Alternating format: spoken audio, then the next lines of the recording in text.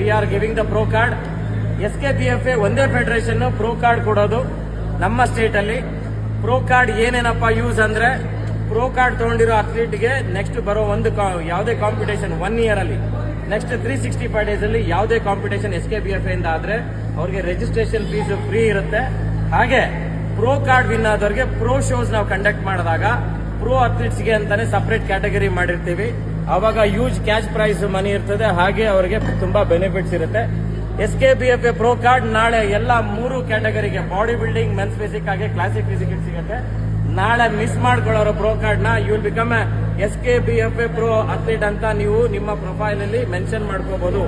You will become an pro athlete.